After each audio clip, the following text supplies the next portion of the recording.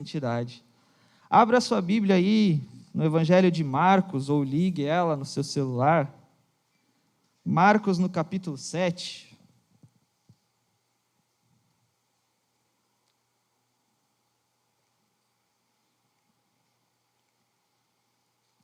Nós vamos ler a partir do versículo 1.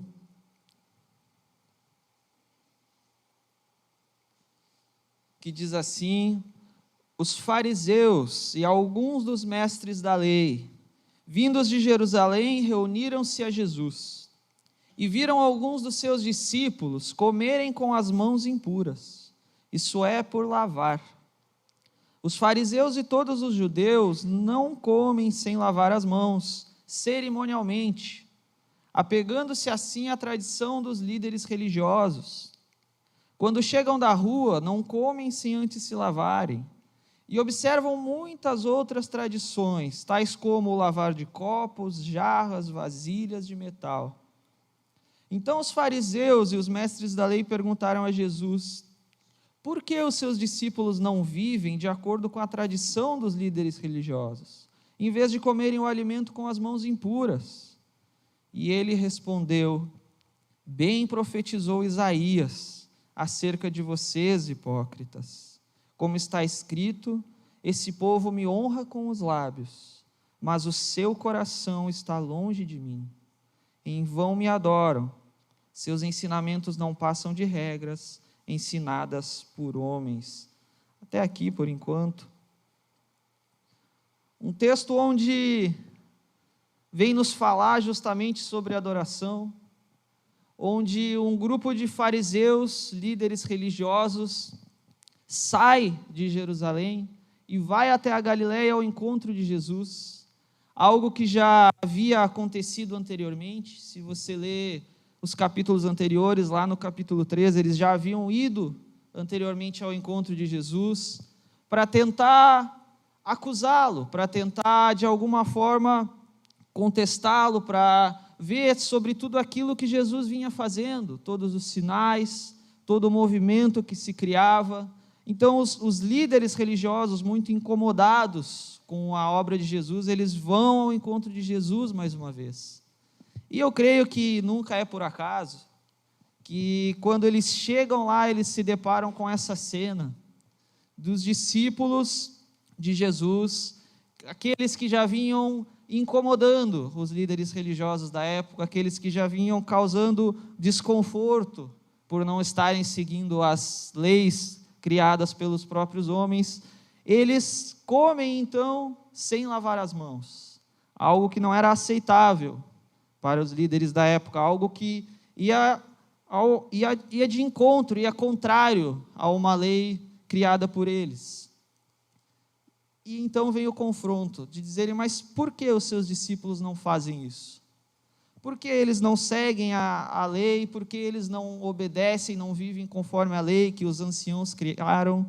Uma lei ou um conjunto de leis que fora elaborado pelos rabinos, pelos líderes, pelos mestres, na intenção, talvez, de gerar uma aplicação maior à lei de Moisés. Só que, obviamente, se tratava de uma lei humana, como o próprio Jesus diz, uma lei de origem humana, e que, portanto, era falha, pois não procedia diretamente de Deus. E o próprio Jesus, nesse mesmo capítulo, um pouco mais adiante, vai justamente questionar essa lei. Se você seguir lendo os versículos que seguem, Jesus ele justamente faz uma contraproposta aos fariseus. Ele diz: olha, vocês até questionam isso que aconteceu aqui, mas vocês também não seguem. Porque ele cita o exemplo de uma outra lei que fazia parte desse conjunto, que era o princípio de que os judeus deviam honrar os seus pais financeiramente. À medida que seus pais envelheciam, era compromisso dos filhos honrarem os pais. Só que os líderes fariseus da época, eles de alguma forma tentavam se esquivar dessa responsabilidade. Então eles diziam que o dinheiro que eles deveriam estar destinando ao cuidado com os seus pais, eles reservavam ao cuidado do templo. Uma desculpa um tanto vazia para não seguir uma outra ordenança desse próprio conjunto de leis. Então o Senhor Jesus ele já vem destacando algo que era uma hipocrisia, algo que era uma religiosidade vã. E sabe, quando eu olho para esse texto, quando eu olho para essa parte da história, isso me vem forte ao coração um alerta. Cuidado com a religiosidade. Cuidado com uma vida cheia de regras. Cuidado com uma vida que simplesmente se baseia em seguir uma cartilha. Cuidado. Domingo é dia de ir no culto. Regra número 1. Depois eu fico livre para fazer o que eu quiser, para quem veio de manhã. Para quem vem à noite, domingo eu vou passear, mas tem que voltar um pouquinho mais cedo, aí vai até atrapalhar o meu passeio, mas aí tem que vir mais cedo para ir no culto à noite. É a minha regra. Eu acordo e eu tenho que orar, porque se eu não orar, meu dia vai mal. Eu preciso ler a Bíblia, fazer o meu devocional, porque senão vai dar tudo errado. Sabe, às vezes, automaticamente, nós nos vemos imersos a uma vida religiosa, a uma vida cheia de regras, a uma vida cheia de pode e não pode, devo e não devo. E qual que é o problema disso? Sabe, a religiosidade pura, em si, santa, não é ruim. Muito pelo contrário, tenha disciplina. Sabe, se planeje, venha ao culto todo domingo, ore todo dia, tenha disciplina, não há mal nisso. Mas coloque o seu coração nessa disciplina. Não faça como uma mera regra, como uma ordenança, porque algum dia o pastor disse que você devia vir no culto todo domingo. Não, cara. Faça isso porque você deseja de fato estar aqui. Porque você deseja de fato adorar o teu Deus. Sabe, o alerta que Jesus faz é no sentido de cuidado. Não viva simplesmente religiosamente. Não viva apenas cumprindo rituais. E é por isso que ele relembra uma profecia lá anunciada por Isaías, quando ele diz: esse povo me honra com os lábios, mas o seu coração está longe de mim. Sabe, não tem como eu ler esse versículo e não me remeter ao tempo de adoração. Sabe, adorar a Deus com canções, adorar a Deus com louvores é muito bom, mas também é muito comprometedor. Você já parou para pensar em tudo que você cantou hoje? Agora nós acabamos de cantar: meu Jesus, Salvador, outro igual não há. Todos os dias quero louvar as maravilhas do teu nome.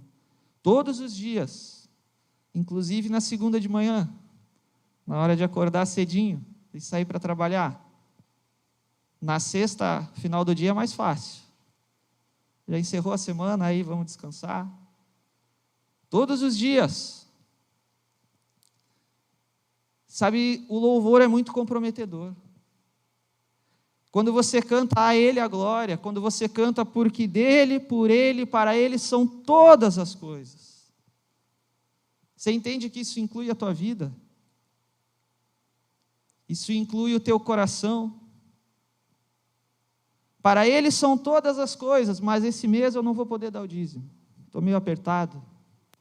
Para Ele são todas as coisas, mas essa semana não vai dar para ir no culto, estou meio cansado.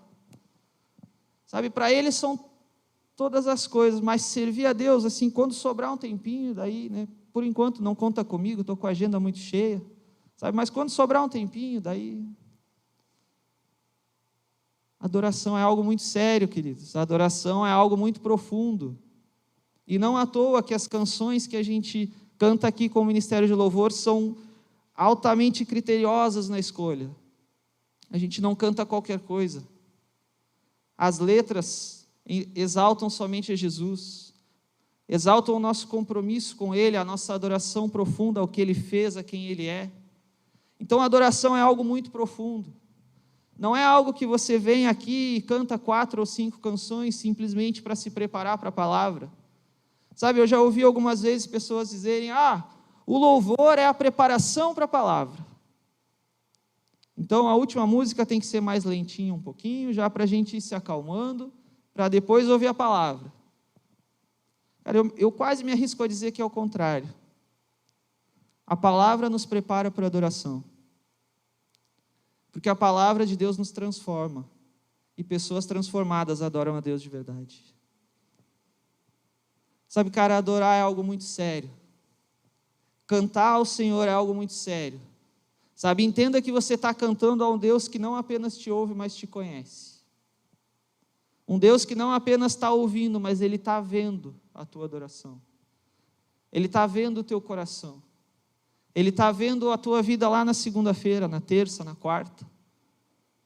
Sabe, então, Jesus, Ele alerta aos fariseus, Ele diz, em vão vocês me adoram, porque o seu coração está distante de mim. Os fariseus tinham a ideia muito louca de viver uma vida muito aparente, uma religiosidade muito aparente. Era necessário cumprir todos os ritos. Era necessário você fazer todas as cerimônias. Sabe, vir ao culto, trazer sua oferta, levantar a mão no louvor. Lindo, incrível, cara.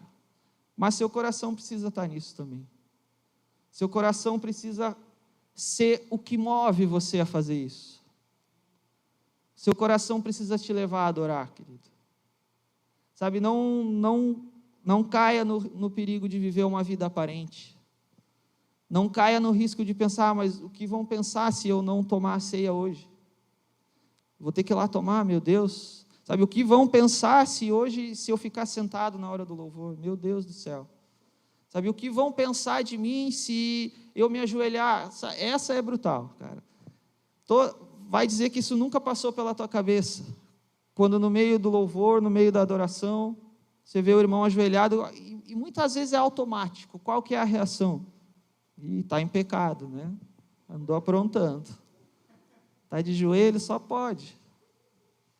É automático. Será, cara? Será que a gente não precisa mais daquilo? A adoração é algo que precisa ser sincero, espontâneo, fluir de dentro. Sabe, quando Jesus se encontra com uma samaritana, ela pergunta, onde a gente deve adorar? No monte, como a gente diz, ou em Jerusalém, como vocês dizem? E Jesus responde, nenhum lugar nem outro, querido. A adoração agora é em espírito e em verdade. Adore ao Deus ao qual você conhece. Sabe, a adoração flui de você à medida que você conhece a Deus. E à medida que Deus revela quem você é.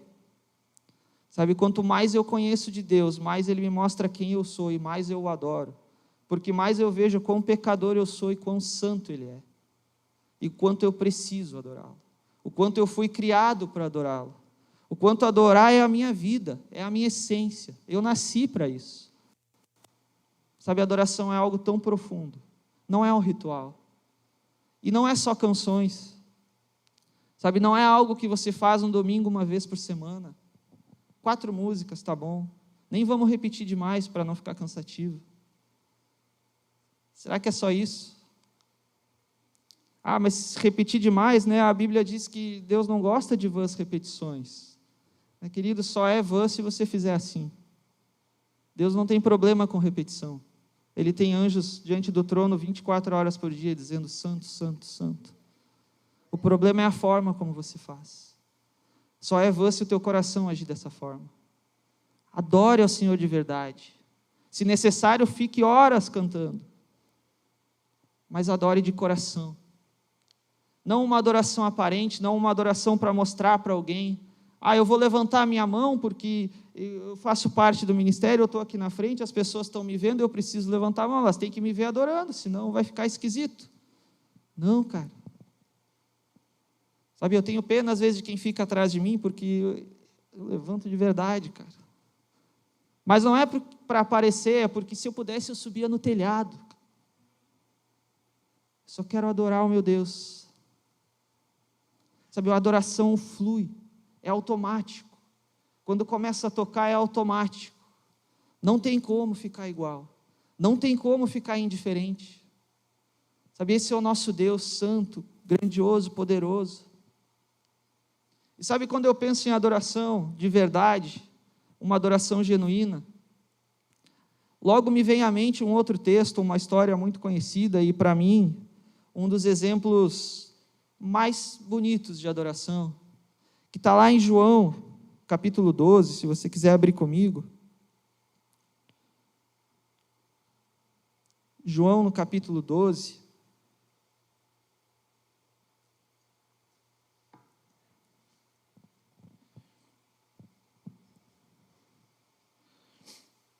A partir do versículo 1.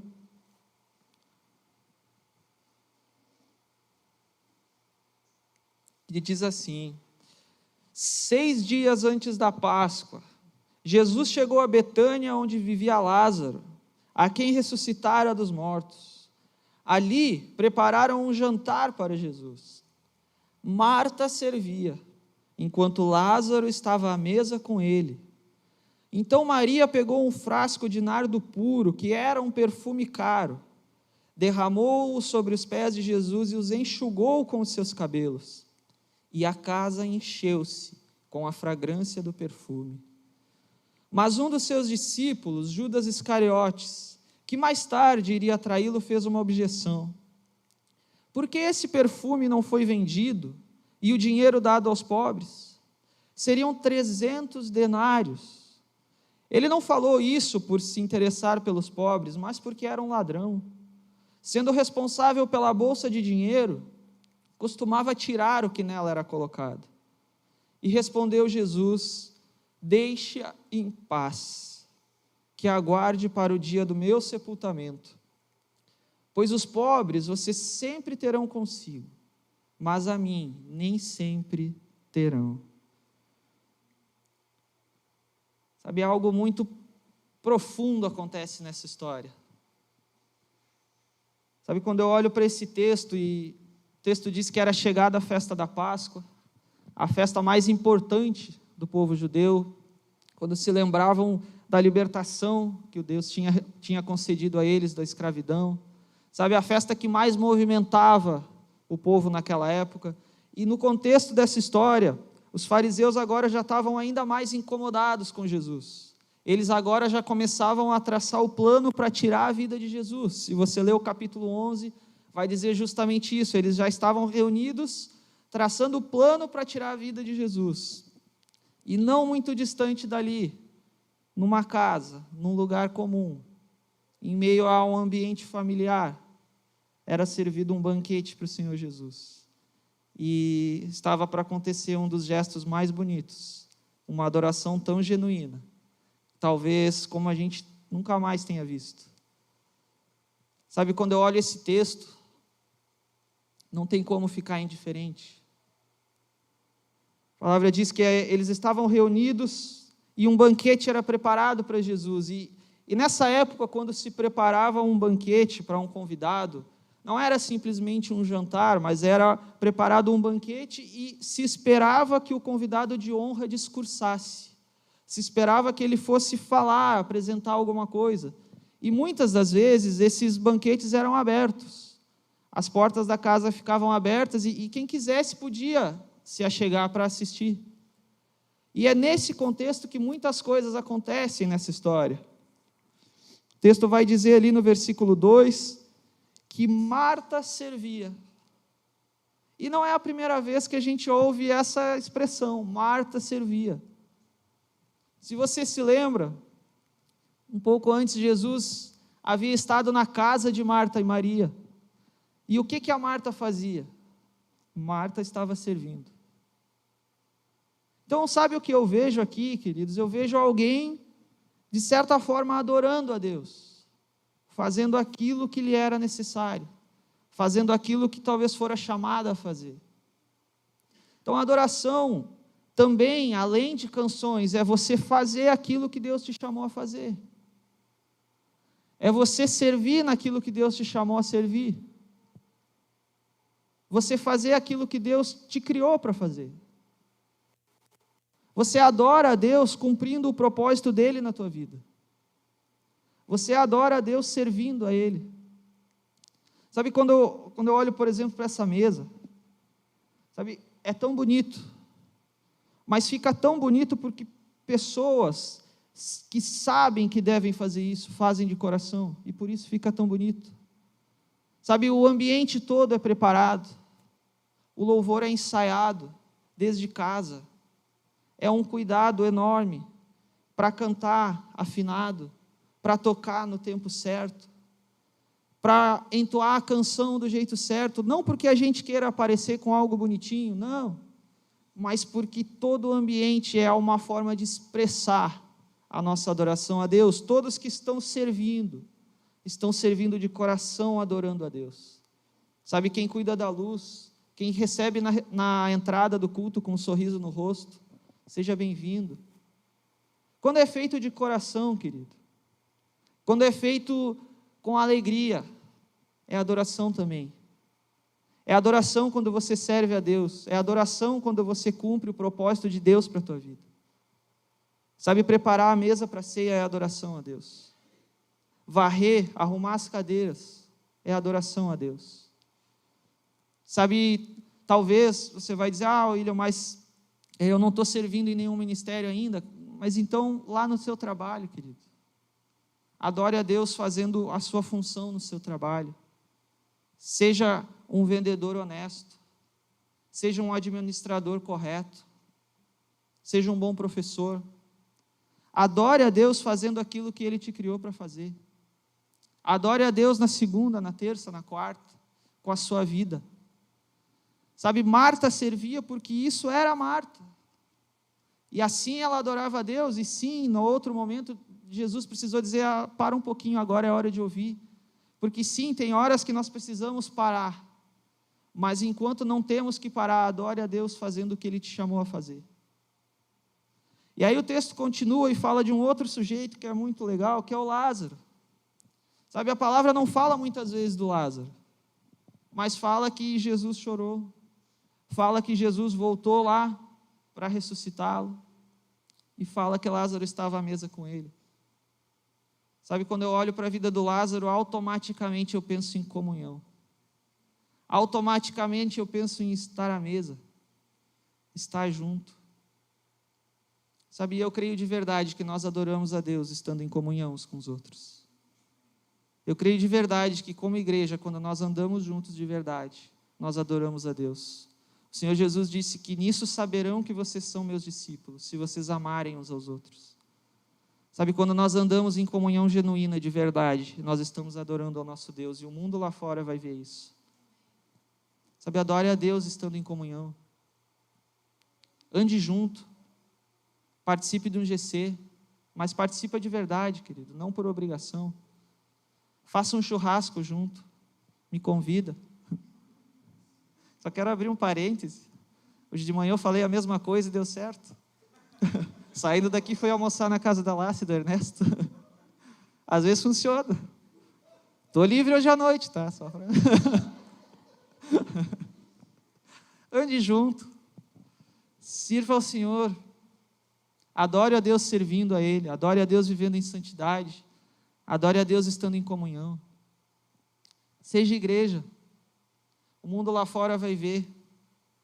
Sabe, quando o mundo lá fora olhar e ver que tem algo diferente na forma como a gente anda, na forma como a gente se relaciona, isso é testemunho, isso é adoração a Deus. Seja igreja. Viva a comunhão. Sabe, e isso não é fácil. Não é fácil porque a gente tem uma rotina cheia, todo mundo. Sabe, não é fácil para ninguém, todo mundo trabalha. Mas separe tempo para estar com os irmãos, querido. Separe tempo para visitar alguém. Separe tempo para receber pessoas na tua casa. Adore a Deus através da comunhão. E aí o texto continua e entra na história Maria. E Maria chega nessa reunião, chega em meio a esse banquete. Sabe que naquela época se tratava de uma mesa talvez não maior do que esse palco, uma mesa baixinha, algo simples, uma mesa montada, as pessoas reunidas em volta, talvez alguns na porta assistindo. E de repente entra essa mulher e faz esse gesto tão profundo de adoração. Ela se derrama, ela se joga aos pés de Jesus. E aí eu vejo uma outra esfera, um outro aspecto da adoração. Se derrame aos pés de Jesus. Sabe, a adoração é de verdade, querido, é quando você se joga aos pés dele. É quando não importa se tem alguém na porta assistindo, não importa se tem alguém ao redor da mesa, eu só quero estar na presença dele. E se necessário for, eu me jogo. Eu dobro o joelho, eu ergo as mãos, eu pulo, eu corro, eu grito. Mas eu só quero estar na presença dele. Sabe, ela chega e com esse gesto, com essa forma de quebrar esse perfume tão caro. Sabe, alguns teólogos vão dizer que esse perfume era algo que na época as prostitutas tinham. E elas pegavam uma gota desse perfume e colocavam num colar para exalar o perfume e então encontrar os seus parceiros. Sabe, então quando uma mulher chega com esse perfume tão caro, tão precioso e ao mesmo tempo tão sujo, ela derrama aos pés de Jesus e o que ela diz é: Senhor, essa vida eu não quero mais. Sabe, tudo que eu vivia antes está aqui. Está nos teus pés. Querido, adorar a Deus é você se quebrar por inteiro na presença dEle. É não deixar nada para trás. É não deixar nem aquele quartinho onde você não permite que ninguém entre. Aquela área da sua vida que você não permite que ninguém descubra. É você quebrar isso na presença dEle. Sabe, quando ela chega e derrama esse perfume, ela sabe que não há nada mais importante, não há nada mais valioso que ela possa fazer do que simplesmente se lançar aos pés de Jesus. Sabe, tem alguma área na tua vida que você ainda não conseguiu quebrar na presença dEle? Tem alguma coisa ainda escondida aí que você ainda não conseguiu derramar? Derrame na presença dEle. Entregue de verdade. Quebre se necessário. Se deixe quebrar. Não há nada mais precioso, querido, do que se lançar aos pés de Jesus. E se você olha para a história de Maria, não é a primeira vez que ela faz isso. Porque quando Lázaro adoeceu, o que Maria faz? Ela vai lá e se lança aos pés de Jesus para clamar. Era algo comum para ela estar aos pés de Jesus. Quando Jesus entra na casa de Marta, o que Maria faz? Ela vai aos pés de Jesus para ouvir ele falar. Estar aos pés de Jesus não é algo que você faz uma vez na vida, é a forma como você vive. Quando as coisas não estão fáceis, se jogue aos pés de Jesus. Para ouvir o Senhor falar, se jogue aos pés de Jesus. Para mudar de vida, cara, se jogue aos pés de Jesus. Para ter uma vida transformada. Para começar de novo. Para ter tua história transformada, cara. Se lance aos pés dele. Quebre tudo. O que tem de mais precioso e o que tem de mais sujo na tua vida, derrame aos pés dele. Isso é adoração, querido. Quando você reconhece que não há lugar melhor para você estar do que aos pés dele. Tem uma canção que diz que o lugar mais alto que eu quero estar é aos teus pés, Senhor. Eu me prostro para poder te levantar. O lugar mais alto onde você pode estar é aos pés de Jesus. Não tem como passar dali, cara. É aos pés dele. Em adoração a um Deus santo, poderoso, que tem poder para mudar a tua vida, cara. Que tem poder para lançar fora tudo que está atrapalhando, que tem poder para transformar a tua história a tal ponto de como essa adoração contagiar o ambiente, porque quando ela quebra esse perfume, a Bíblia diz que a casa inteira se enche com a fragrância. Sabe, não tem nada mais bonito do que ver alguém quebrantado aos pés de Jesus. Não tem nada mais bonito do que ver alguém entregue, uma vida entregue, até mesmo o céu fica em festa. Não há nada mais precioso do que ver um coração entregue na presença de Jesus. Entenda que quando você adora junto com a igreja, a tua adoração pode contagiar a igreja, cara. A tua adoração pode contagiar o ambiente. Ah, William, mas eu costumo adorar sentadinho no meu lugar, assim, quietinho. Não tem problema, cara. Mas, quando você estiver na tua casa, no sofá, assistindo o teu time de futebol jogar, aquela final do campeonato e ele fizer o gol, pelo menos fica do mesmo jeito. Quando estiver assistindo Netflix, não vem chorar com o personagem principal, cara. Ah, mas a minha adoração é racional. Lógico que é. Quanto mais eu conheço de Deus e quanto mais Ele me revela quem eu sou, mais eu adoro. Mas isso me move a me quebrantar na presença dEle. Isso me move a me derramar. Isso me leva a deixar tudo na presença dEle. E quando é que foi que as coisas comuns da vida passaram a te emocionar mais do que a presença de Deus, cara? Quando é que foi que assistir um filme te fez chorar mais do que a presença de Deus? Aonde que comemorar o gol do teu time foi mais especial do que comemorar uma vida se entregando a Cristo? Vamos lá, cara, a gente cantou que a Ele a glória, que tudo pertence a Ele, que não há nada melhor que estar na presença dEle. Então vamos viver isso. De verdade, cara, vamos se entregar na presença de Deus. Vamos se derramar. Sabe, a adoração é mais do que o que você fala, é o que você vive. Não é só as palavras que saem da tua boca, mas é a tua vida inteira. Como é que está a tua vida hoje, cara? Como é que está a tua adoração hoje? Como você chega na presença de Deus hoje?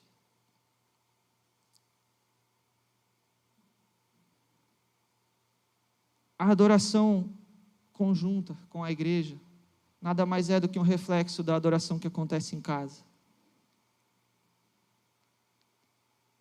Não espere encontrar a presença de Deus de forma extraordinária aqui, se na tua casa você não busca.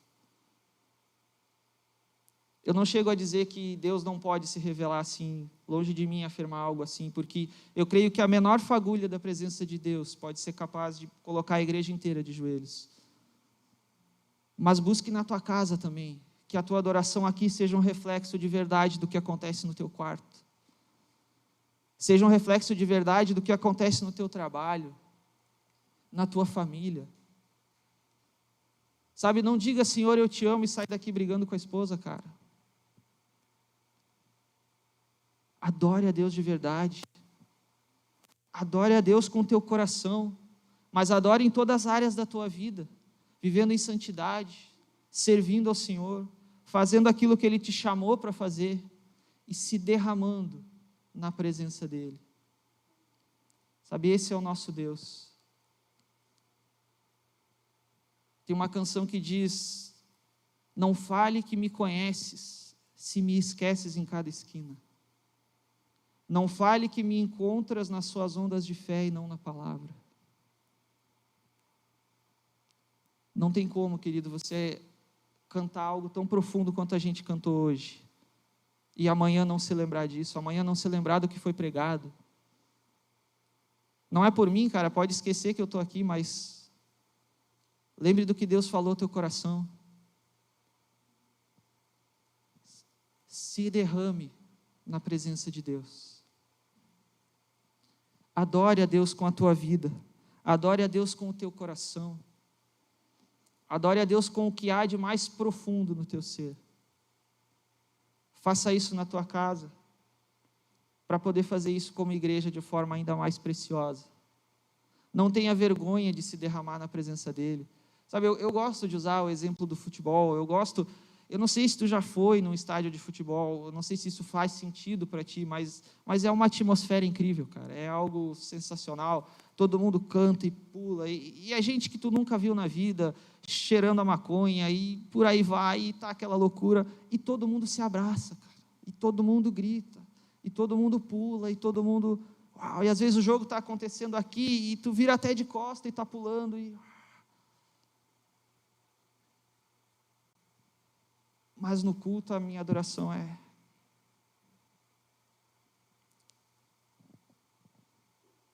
sabe, a adoração, eu não me arrisco a pronunciar a palavra no hebraico, mas ela tem o sentido de prostrar-se. E talvez o prostrar-se tenha sido algo que a gente mais tenha perdido na adoração. Quando a gente volta a pensar que adorar é simplesmente cantar, talvez a gente esteja o mais distante possível do que de fato é adorar. Adorar não é cumprir ritual. Cumprir ritual era o que o povo de Deus fez durante vários e vários anos, e o próprio profeta Isaías alertou, e depois Jesus também fez o mesmo alerta, querido. Não cumpra rituais, se prostre na presença de Deus, se derrame na presença de Deus. Eu quero concluir, mas ainda quero ler um outro texto. Lá de Apocalipse, capítulo 7,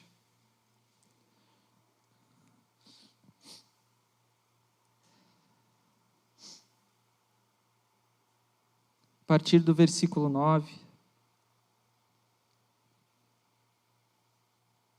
para nos lembrar de um dia muito especial, onde vamos adorar de verdade. Apocalipse 7, a partir do 9,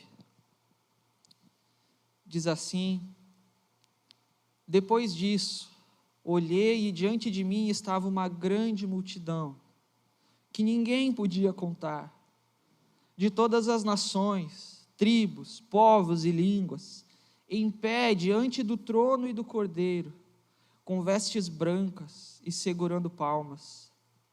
E clamavam em alta voz: a salvação pertence ao nosso Deus, que se assenta no trono e ao Cordeiro. Todos os anjos estavam em pé ao redor do trono, dos anciãos e dos 4 seres viventes. Eles se prostraram, com o rosto em terra, diante do trono, e adoraram a Deus, dizendo: Amém. Louvor e glória, sabedoria, ação de graças, honra, poder e força sejam ao nosso Deus, para todo o sempre. Amém. Então um dos anciãos me perguntou: quem são estes que estão vestidos de branco, e de onde vieram? E eu respondi: Senhor, tu sabes. E ele disse: estes são os que vieram da grande tribulação, que lavaram as suas vestes e as alvejaram no sangue do Cordeiro. Por isso, eles estão diante do trono de Deus, e o servem dia e noite no seu santuário. E aquele que está assentado no trono estenderá sobre eles o seu tabernáculo. Nunca mais terão fome, nunca mais terão sede. Não os afligirá o sol e nem qualquer calor abrasador, pois o Cordeiro que está no centro do trono será o seu pastor. Ele os guiará às fontes de água viva, e Deus enxugará dos seus olhos toda a lágrima. Eu espero ansiosamente por esse dia, queridos. O dia que nós vamos estar diante do Cordeiro, face a face, para adorá-lo, para nos prostrarmos como igreja do Senhor, santa, lavada. Você espera por esse dia? Você espera por esse dia, cara? Glória a Deus. Sabe, Jesus disse que Ele é o caminho, Ele não é a linha de chegada. A boa notícia é que você já tem acesso ao ambiente de adoração. Quando Jesus morreu na cruz, o véu se rasgou. Você já tem acesso livre a Deus. Você já pode adorá-lo, se prostrar na presença dEle. Enquanto esse dia não chega, nós podemos já experimentar ainda que um pouquinho da sua presença, da sua doce presença. Um dia eu estava assistindo uma pregação e o pastor disse: eu sonho no dia em que eu vou chegar no céu e sentar do lado de Sadraque, Mesaque e Abednego, que foram lançados na fornalha em chamas, e perguntar para eles como era andar na fornalha ao lado dele. E automaticamente, antes deles responderem, eles dizem: espera um pouquinho, eu já te conto. Mas antes me diz como era ter ele vivendo dentro de ti.